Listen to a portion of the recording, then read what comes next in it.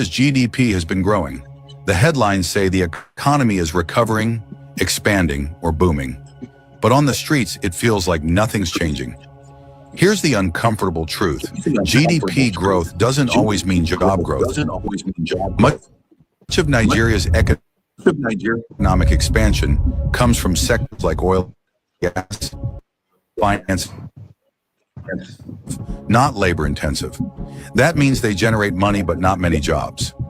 Meanwhile, sectors like agriculture and manufacturing, which actually create employment, are either underfunded, ignored, or stifled by imports and policy instability. To make it worse, over 70% of Nigeria's economy operates in the informal sector. Think street vendors, small artisans, Okada riders. These are real hustles, but they often go unrecorded, untaxed, and unsupported. So yes, Nigeria's economy can grow on paper while its people grow more desperate. Until growth is inclusive, until policies target productive sectors, job creation, and skills development, the disconnect between GDP and reality will only get wider.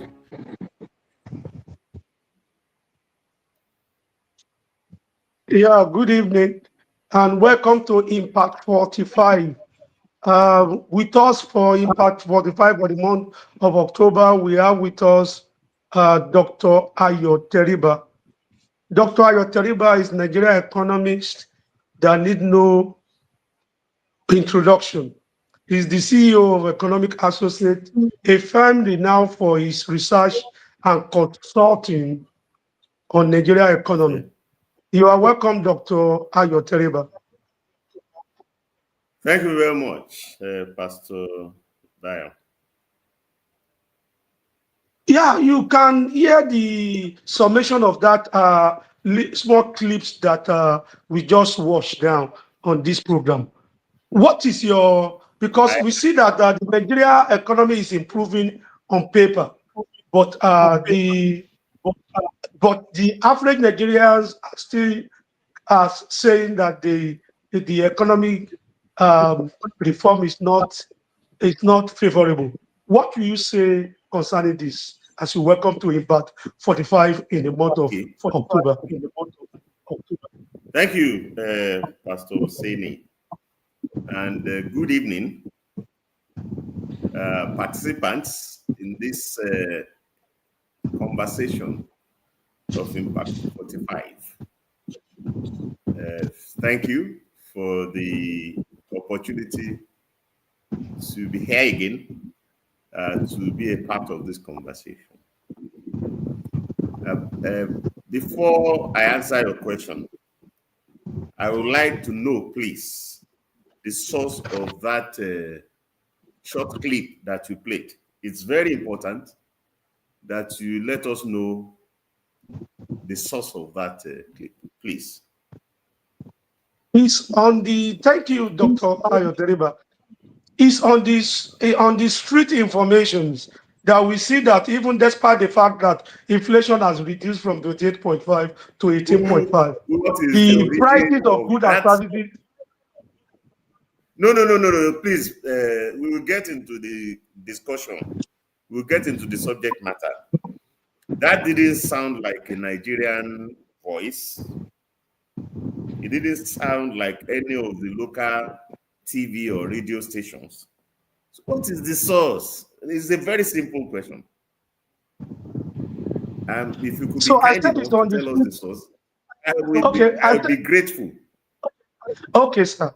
I said is on the street. You know, there are people that are on the street assessment of the Nigerian economy, and that's where we have gotten this clip from. That the people that run day-to-day activity in Nigeria, we can all see it on social media that Nigeria saying this reform have negative effect. You are defending. You are defending the clip. It should have a source. It's BBC. It's Voice of America. It's Radio Nigeria. Simple. That's what I want to know. It's none of the above, sir. It has no source. So it's on the street. They are on the street economies. Is that the name? No. It's important. See, we have a duty. When you broadcast such a thing here, it should be nice. I can't come here and quote any figure or information, and I will not disclose the source. You should be careful. You should take these kind of clips with a pinch of salt. What that clip is insinuating is misleading in the extreme. Okay. You are a Nigerian. I am a Nigerian. We shouldn't denigrate and bad talk our country for any reason. We have lived in this country in the past 10 years, in the past decade. This country has been struggling in stagnation, tumbling from instability into instability, everything in disarray. Whether you are looking at exchange rate, the last time the GDP grew by up to 4% was third quarter of 2021. It was 4 years ago. We all are witnesses to that. And if we manage to record 4% growth in Q2 of 2025, why should anybody come out with a clip like this to badmouth it and say that it doesn't reflect what is happening on the street? The stagnation since 2021 does reflect what is happening on the street. 2021 to date, that's 4 years times 4 quarters. That's 16 quarters of stagnation of the economy growing at less than the population growth rate. And that's what led to unemployment. He didn't tell us that was on paper. That's what leads to increase in poverty. He didn't say it was on paper because it is reality. And to accompany that, as if that stagnation of GDP is not enough, the devaluation, the Naira tumbled from 360 in 2020. We are now at 1,500 and we are rejoicing because it went to 1,900 first. The last time I was on Impact 45, and nobody said that the data on information that was coming out and it had risen for about 20 consecutive months. Nobody said it was on paper.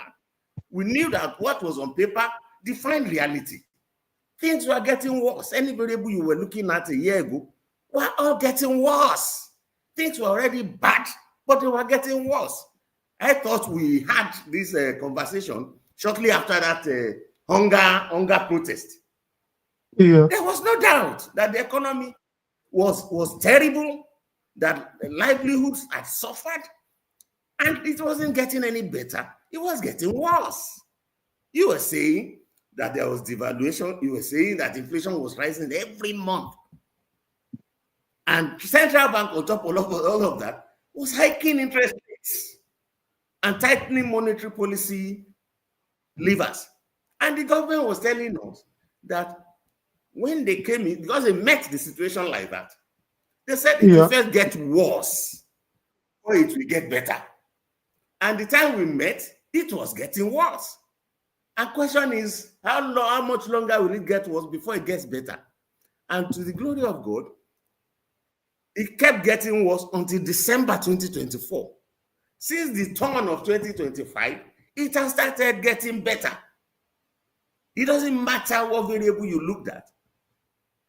In 2020, there was none of them that got any better throughout 2024. But since 2025, there's none of them that is not getting better. And somebody will go to the studio and record a clip like this. And this is what we are going to play to pollute the minds of the people of God. That what? That things are not getting better. Thank you, Doctor. Wait. When we know that things are getting better. And let me take it variable by variable. If you look at the Naira exchange rate, for 2025, it has stayed more or less than 1,500. Even when it was challenged in April after the Trump tariffs, it went back to 1.6. It's come back to 1.5, and it's even dropped below 1.5. That's getting better.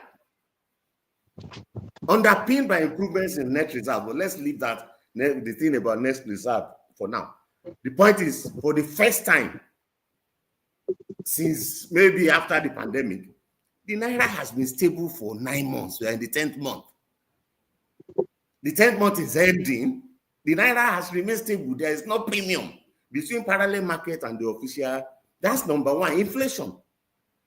It peaked at 33% in December last year. At the September reading, it has dropped to 18%. Yeah. And also since January, since 24% in January at 18. Another 6 months we will be in single digit. That's getting better. We are not saying that the patient that had been in the intensive care is discharged, is completely healed. We're saying the symptoms are not getting worse anymore. The symptoms are beginning to improve. And if this improvement continues, the patient will eventually be discharged. Nobody should jump into the studio and say, because, okay, for the first time in 4 years, we can report that GDP is growing by 4%, and that in the last 3 quarters, it has been accelerating. The reading got better each quarter. So why should anybody now come? We didn't get the poverty figure that we have now in 1 quarter. We didn't get the unemployment figures we have now in 1 quarter. It took a decade of economic variables deteriorating month by month, quarter by quarter, for us to get into that sad situation that the current regime came into and said, okay, we will do the exchange rate reform, we will do the subsidy reform, and it will increase your suffering for a while. But then after that, and it increased our suffering for 18 months. After December 2024, things have started improving. Why should anybody come and say, try to deconstruct? Don't deconstruct anything. We've got 1 quarter, okay, a few, maybe 3 quarters of above 3% GDP growth. We need 20 quarters of such for you to have an impact, appreciable impact on unemployment and poverty. It's like, you know, a couple that has been trying for a baby for 10 years, now reporting that there's a baby bump. And somebody now denigrating the baby bump and asking you, when is the baby going to be able to walk? When is the baby going to be able to start school? That's exactly what that video is telling you. So we have. Doctor, I want to agree with you. 1 quarter of GDP. Doctor, I would like to agree with you. Can we say that's okay? Can we say the reforms? Can we say the floating of exchange rate and this reform of the regulation of PMS, is it producing good results now? Can we say that categorically?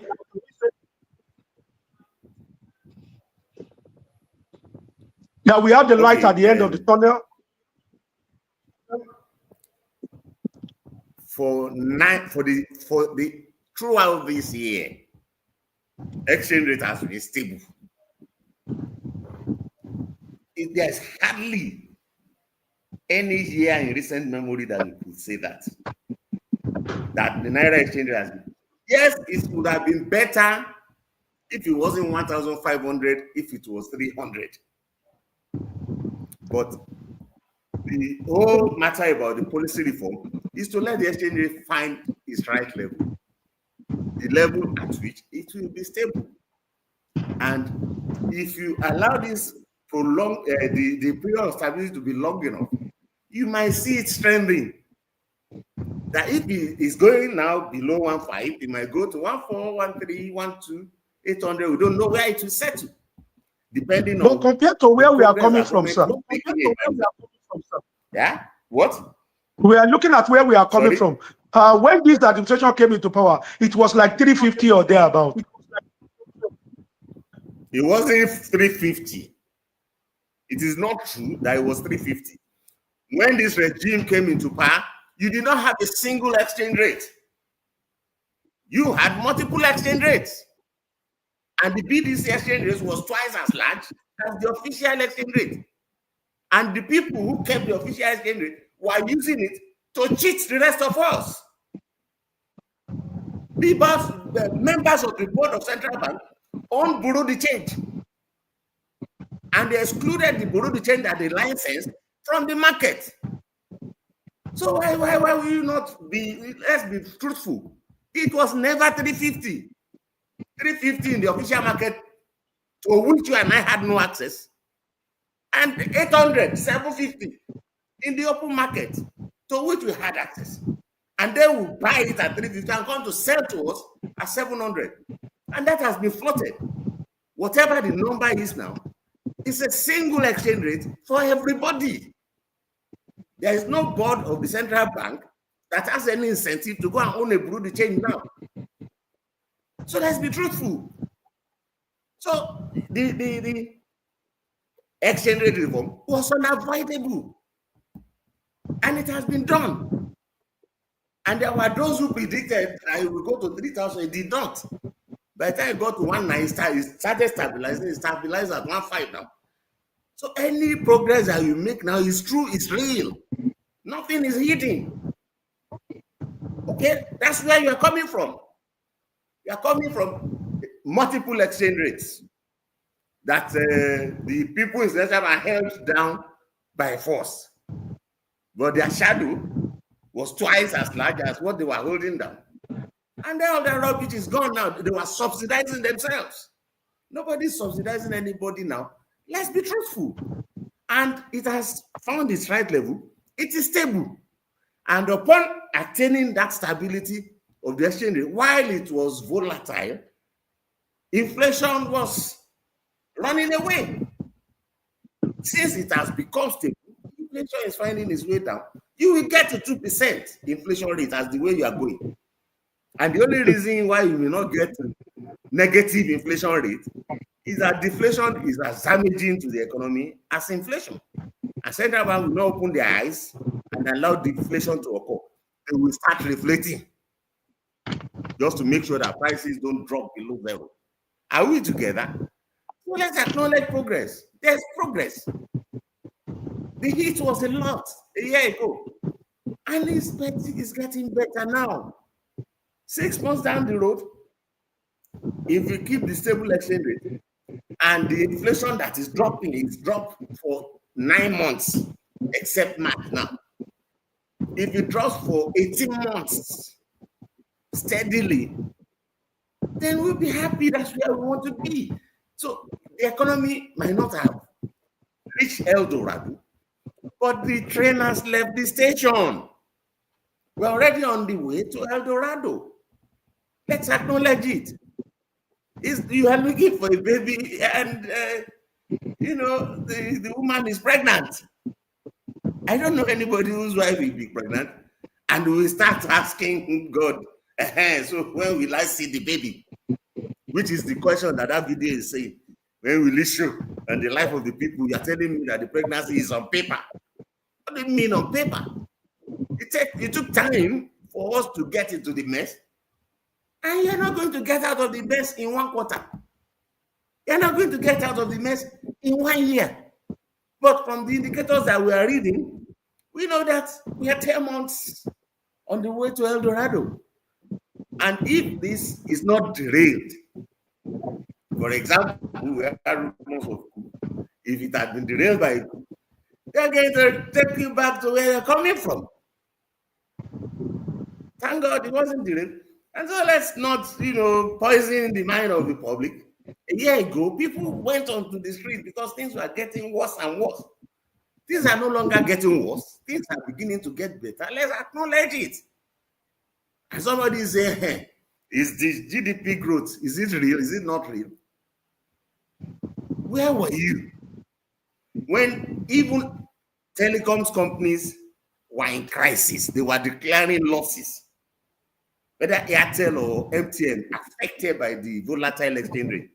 When manufacturing companies, the cement companies, the breweries were all declaring losses. Losses. Yeah. The exchange losses or the pharmaceutical companies. Yeah. The whole of this year, they are back into profitability. Why? Stable exchange rate. No further exchange losses. Why? The removal of subsidy on the 50% tariff increase in telecoms and put them back on the bounds. They are announcing new investment. New investment is new employment, for crying out loud. And it's not just pharmaceutical companies. No, sector after sector. It's not just the telecoms companies. The pharmaceuticals, the breweries, the cement companies. The cement companies are announcing unilateral price fixes for major construction projects. You see the refinery, government refinery shut down, and Dangote refinery thriving on the back of the removal of the petroleum. So if the subsidy was not removed, Dangote refinery will not thrive. And Dangote refinery is thriving to the point that is offering to distribute its products across Nigeria for free, as imported 4,000 trucks. To do so, CNG trucks. Is it not going to employ drivers and people who will service those trucks? Is this refinery not employing people? And somebody will go and play a video clip and tell you that GDP growth does not translate to employment. If GDP growth doesn't translate to employment, is it GDP decline that will translate to employment? Thank you on that. Let's be careful. Let's be careful what we listen to. It's good news that GDP is no longer declining. That GDP is no longer declining. That is now growing. If it keeps growing, employment will grow, prosperity will grow.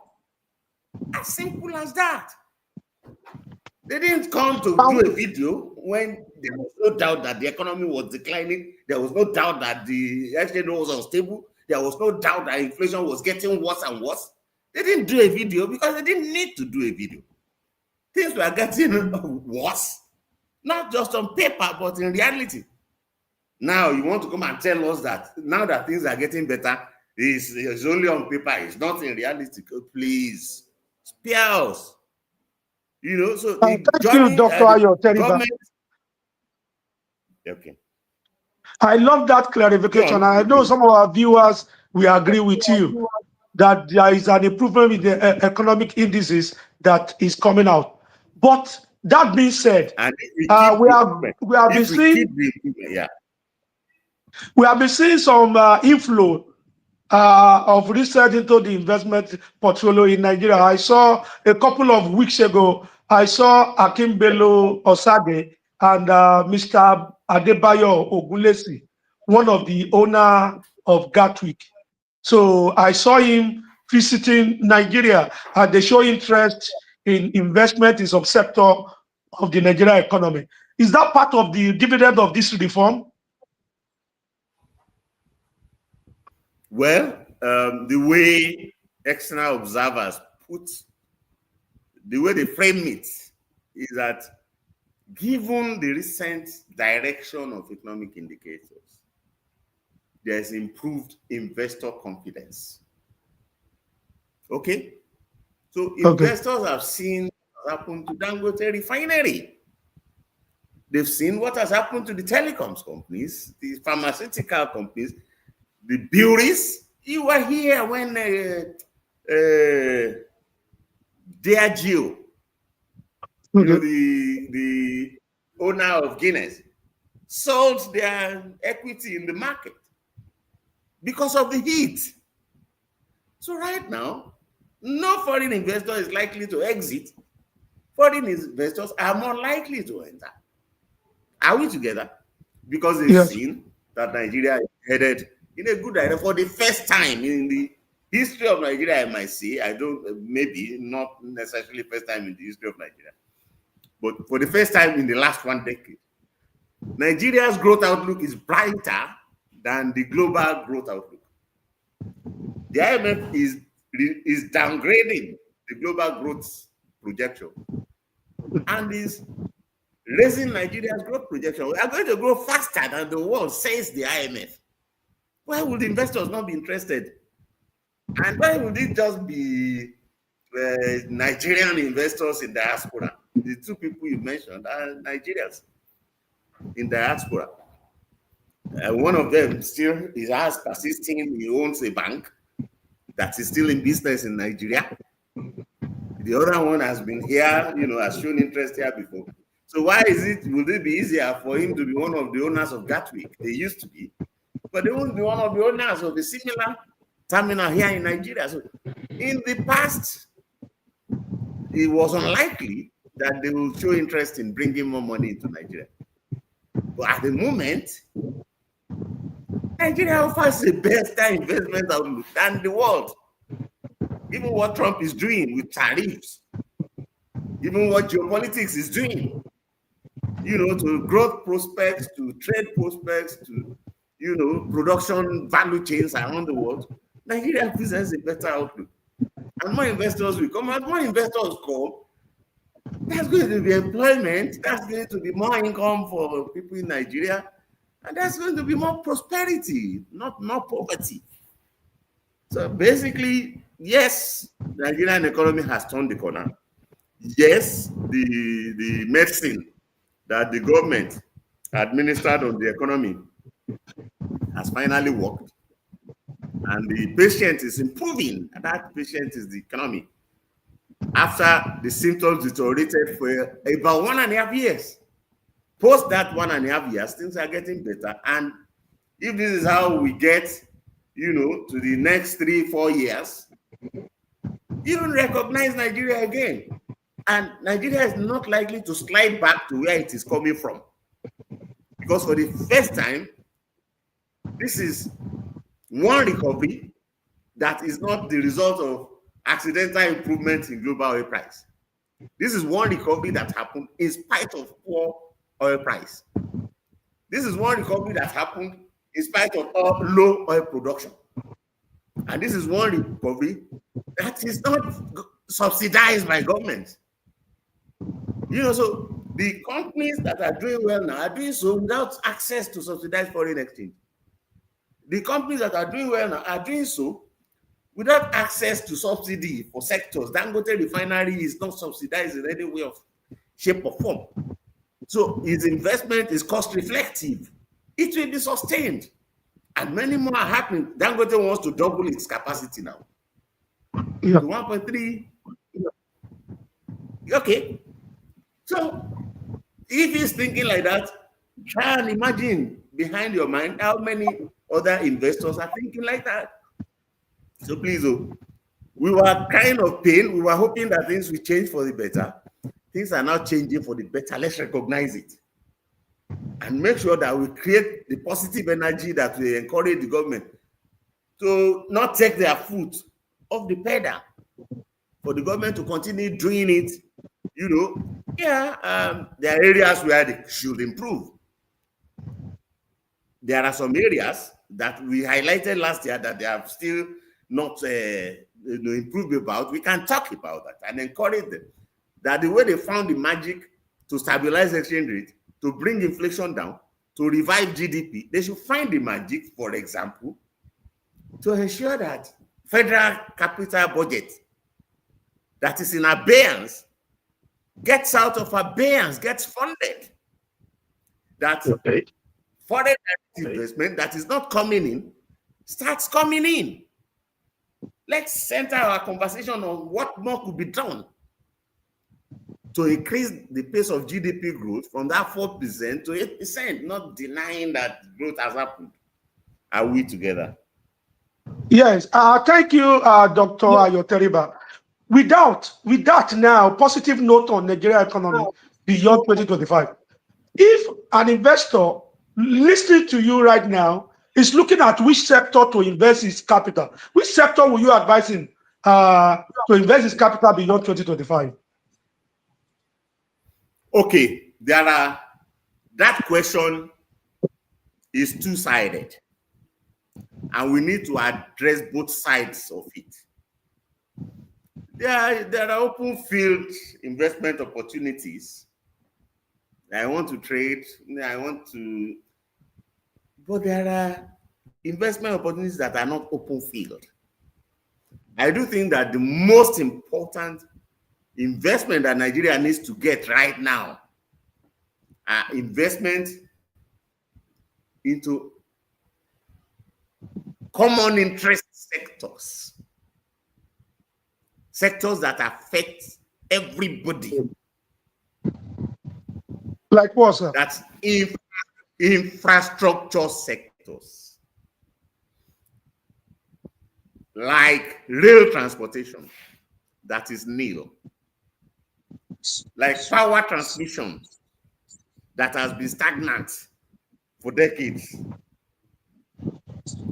And that we should urge the president to let go of the idea of trying to fund these sectors from the budget, because clearly they don't have the money to fund the budget. They don't have the money to award contracts and pay contractors. Contractors are demonstrating at the Ministry of Finance for contracts they've executed in 2024, they have not been paid. So let's not let the president stop saying he wants to go and borrow to do infrastructure projects. Let him get out of the way and let investors come and put equity in those infrastructure projects, the way they did in GSM Telephony, the way they did in LNG. We could never have borrowed to do 200 million lines in GSM. We could never have borrowed to do 6 trains in LNG. We shouldn't fool ourselves that we are going to find the money to borrow to do the super highway, the Lagos-Calabar coastal highway. We are not going to be able to find the money to borrow to do any of the super highways. So let's not deceive ourselves. The president shouldn't go and be borrowing $20 billion when he could raise $200 billion in equity, and equity will not bite you. We have a vibrant stock exchange where all notable companies and banks in Nigeria raise money. There is no government-owned company that raises money at the stock exchange. And BP has said that there are 91 of them that they want to take to they should take them to the market to take. They shouldn't say next year. If that market is good enough for the Dangote Industries, the BUA Industries, the Transcorp, and the rest of them of this world, I would like to remember more examples. It should be good enough for government-owned companies. List 5%, raise money there. Don't go and borrow money that will not be accounted for. Don't go and let management that will be dismissed for misappropriating the money tomorrow, don't go and borrow and give to them. And when you dismiss them, you make no reference. For example, in NNPC, you've dismissed the management of you've dismissed the board, you've dismissed the management of the refineries are shut down, but they sank 2.9 billion within the past 3 years or so. So is it taking them to prison that Nigerians will lead Nigerians out of poverty? But if you let investors come in, they can steal investors' money. Nobody stole the money of any of the GSM companies. Nobody stole LNG money. They can only steal NNPC money because NNPC money is not exposed to stock market scrutiny. It's not exposed to the scrutiny of investors. So let not investors be going to see the president in his home, put all these things in the market. Let investors go to be investing in all those projects at the market, in the open, in transparency. And if the president could let investors fund the highways, but I believe investors will prefer to do rail first rather than road. Doing so many roads is wasteful. I mean, what a simple rail track can do, 100 roads will not do it. In terms of the carriage, the throughput, what rail can achieve, these roads are wasteful. You don't need 20-lane roads when you just need 2 track of rail across the country. And let investors do it. You say the road, because they are concrete, will last 100 years. Well, we know that rail will last 1,000 years. In terms of durability, road can be more durable than rail. And what the rail can carry, road cannot carry it. It will crumble. So let's start with the rail. Let's do the power transmission, and the two of them becomes one project because we can integrate power transmission into rail. And let's do the terminuses. whether airports or rails or water transportation. Let's have terminals. Just like you say, somebody invested in terminal. He didn't, so let's have terminals. Here we have airports, we don't have terminals. And investors will happily jump at the terminals. 40% of the money in transportation happens at the terminals, whether bus terminals or train terminals or air terminals. So basically, that's what I would say. Before you start saying an investor should come and invest in agriculture, let's invest in rail. Let's invest in power. And let's invest in all the terminals. And then the costs of transportation will drop. The cost of energy, that's power, will drop. And you will see the open field investors flooding into Nigeria because Nigeria is competitive. So what will I tell investors? The government opened the way for them, and they should not take part in funding those infrastructure projects. If infrastructure works, manufacturing will thrive, agriculture will thrive, mining will thrive. If infrastructure doesn't work, agriculture will not thrive. You will continue to talk of post-harvest losses. Manufacturing will not thrive because transport costs will kill them. Power costs will kill them. And mining will not thrive because you need, the heavy transport, cheap transport for mining to thrive.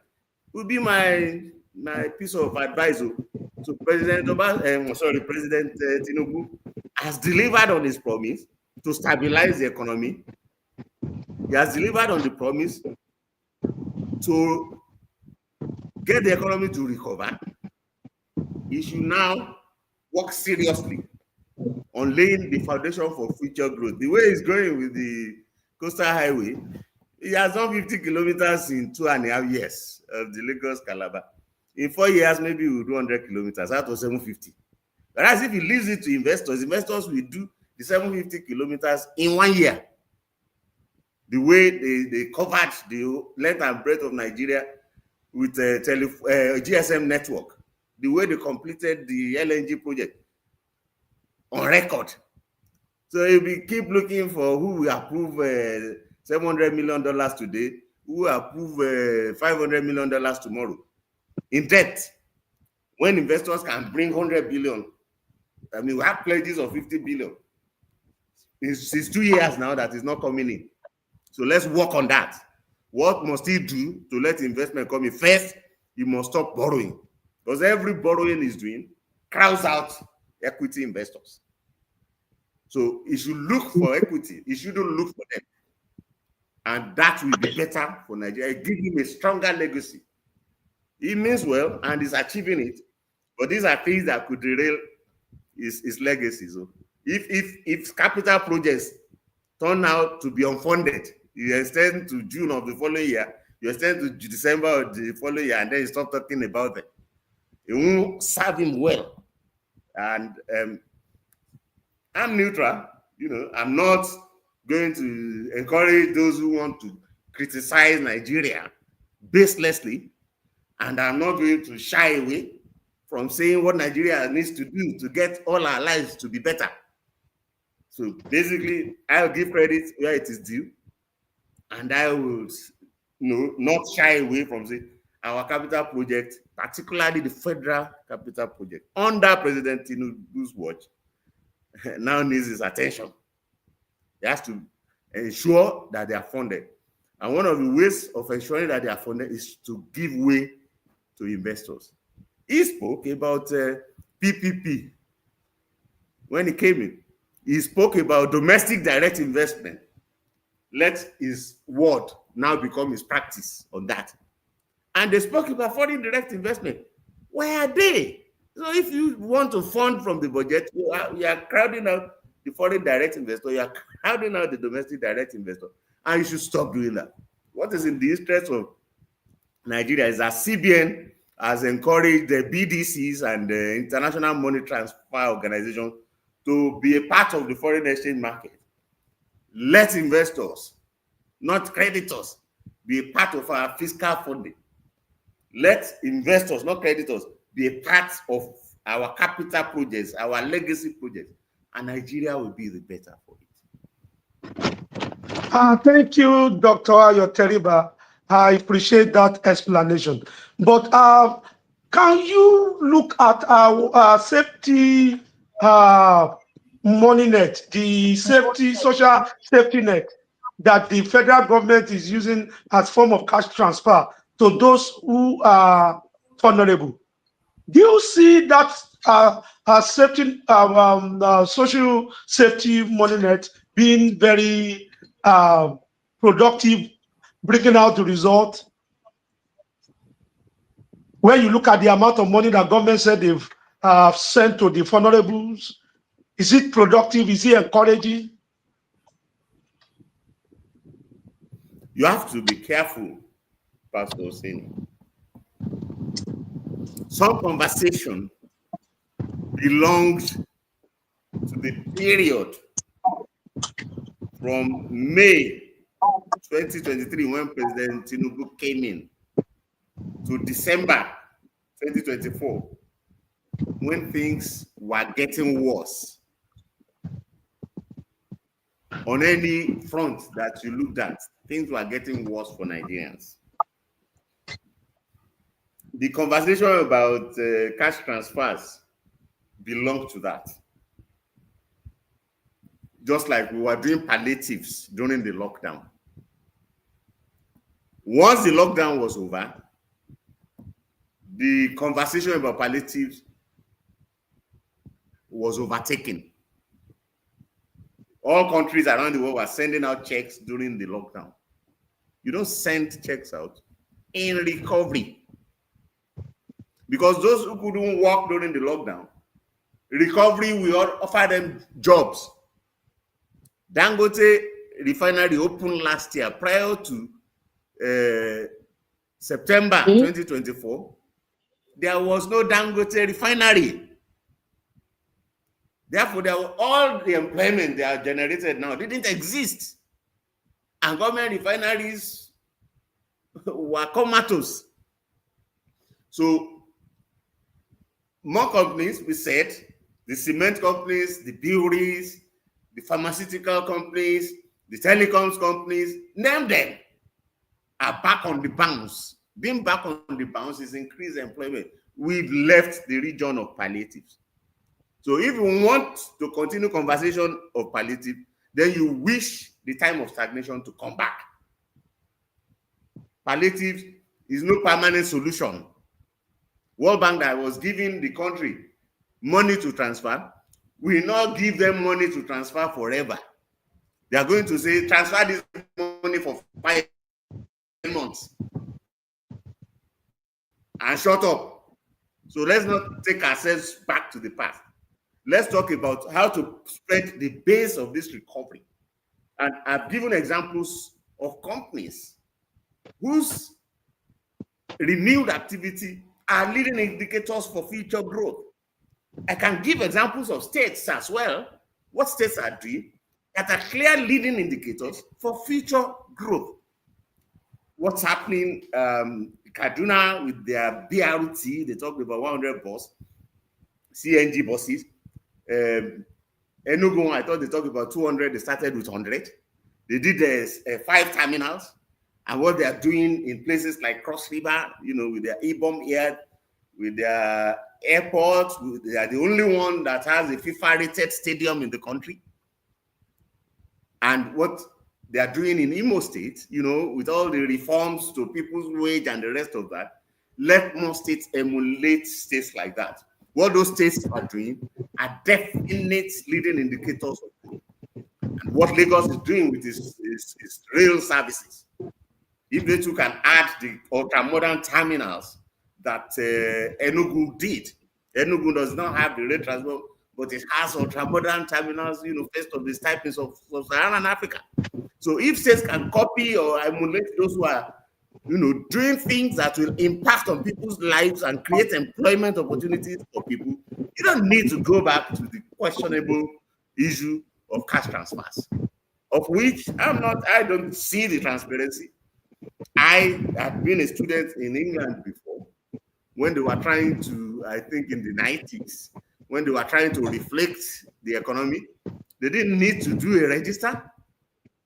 I got, £100 credit in my account. I could draw it down if I wished. It was interest-free, and I don't have to draw it down if I didn't need it. That's how to do cash transfer. So by the time you say you must do a special register to do, then you are not honest. You are very dishonest about it. We have NIN. We have what's this number that bank says BVN. And so what cash transfer are you doing again?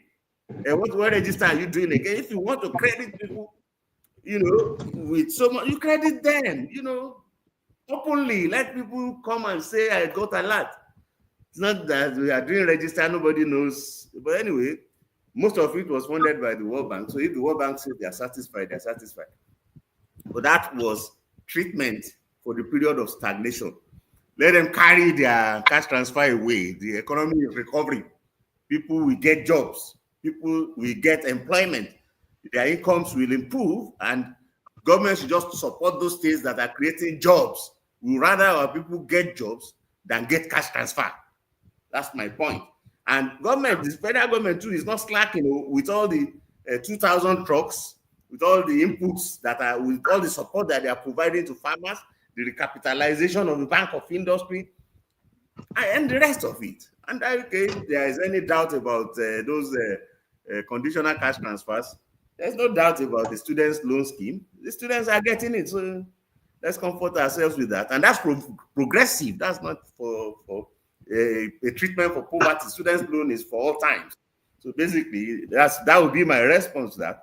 I'm not particularly in support of the cash transfer narrative, but the time for talking about transfer is in the past.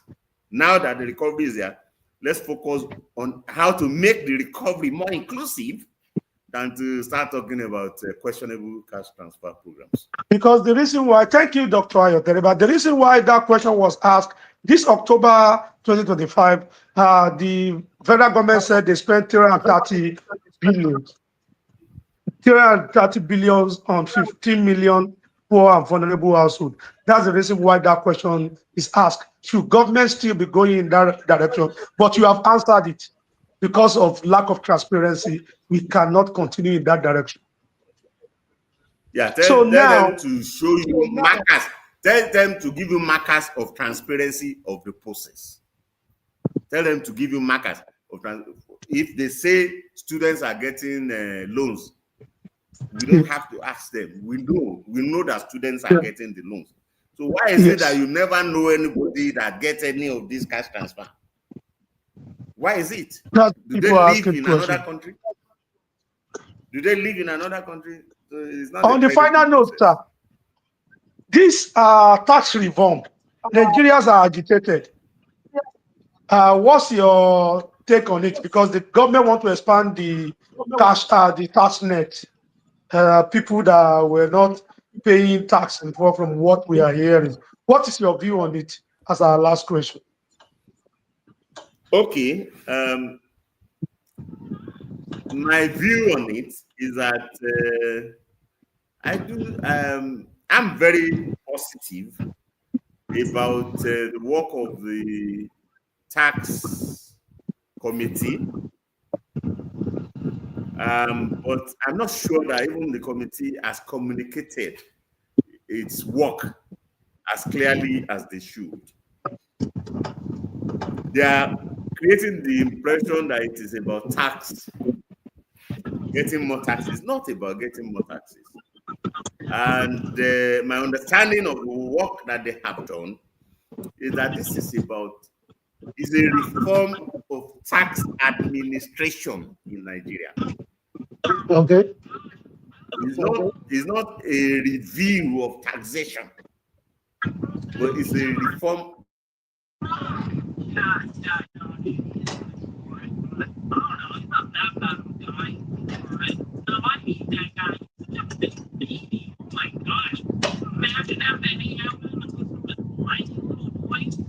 Taxes and simplify tax administration. and also harmonize tax agencies. And as far as tax administration reforms go, I think that they've done an excellent job. I think we should commend them. It will make life easier for the generality of Nigerians, who will benefit from seamless tax administration. But is this about increasing taxes? No, it's not about increasing taxes. Yes, if it's progressive in its nature, and therefore they will even exclude people at the lower rung of the income ladder to enjoy freedom from taxes. Outright exclusion for people at the lower rung. But if you earn the income, they want you to also let the government enjoy the tax. So as you move up the income ladder, if they are saying they will expand the nets, they are referring to people who do earn the income but are evading taxes. So they may go and waylay them at the banks, go and ambush them at the banks. If the money is entering your account and is going out, they are not paying taxes, then you have questions to answer. And to that extent, I don't think it's unfair. But as an economist, my opinion is that the government should be wise enough to know that now is not the time to make tax reform a major aspect of the economic reform conversation. This economy is at the bottom of the cycle. It has been down its back for a decade. It has declined from $700 billion GDP, $600 billion GDP, to $250 billion GDP. That's not the economy that you should be talking of taxing. You should, so it's just in the recovery, and I've used the example of this just a baby bump. This so-called recovery is just the beginning. It's the baby bump. It's the beginning of the first trimester, and you are still going to 9 months. So is this the time to tax either the fetus, the baby in the womb, or the pregnant mother? No, you can't tax pregnancy. So you have to let the recovery come to full term. So if we get 4 to 8% of GDP growth for 20 quarters, it then may be the time to start making tax reform major economic conversation. Now is not the time to be talking of tax reform. Well, any time is good to talk of reform of tax administration, which is what I think the committee has done excellently well.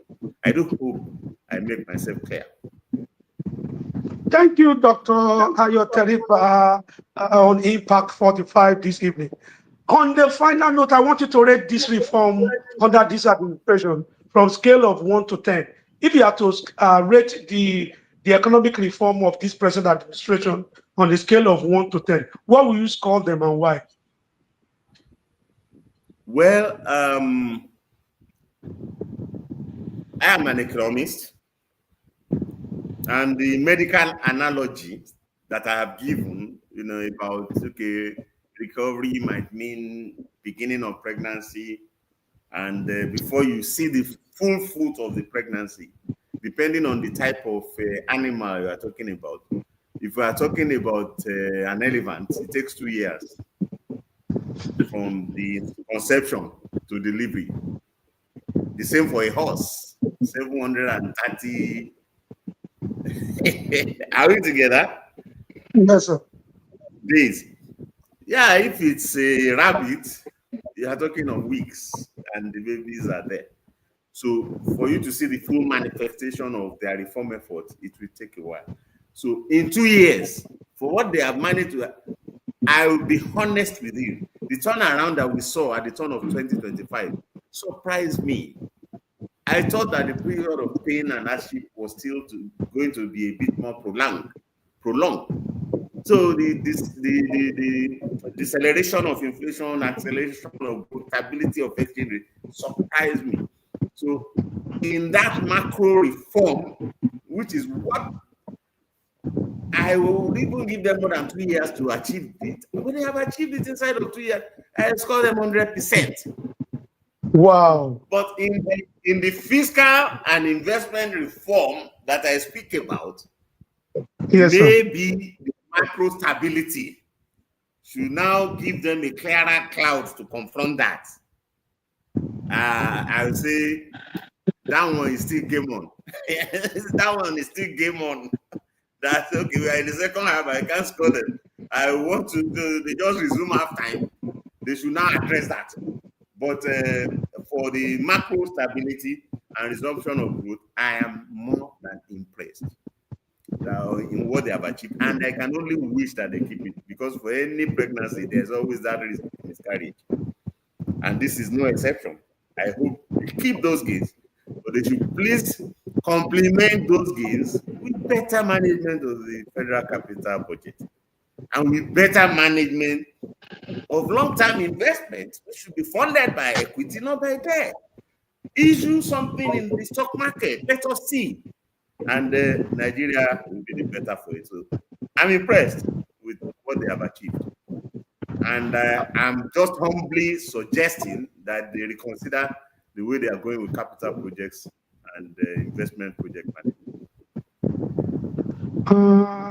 Maybe when I come next, I will be ready to score them on those. Thank you, Dr. Ayo Teriba. It's always a delight to have you here. And from what you have said now, 2025 and beyond, Nigeria economic strategy is positive outlook. We really appreciate you for that analysis. And our viewers, we want to say you are welcome to Impact 45 for the month of October 2025 with Dr. Ayo Teriba. And I know you have learned one or two things on this program. The same channel, the same station on last Sunday in the month of November, Impact 45 will be live again. Once again, thank you, Dr. Ayo Teriba. It's always a delight to have you. Thank you very much. It's a pleasure. Have a wonderful evening. See you next month. Bye for now.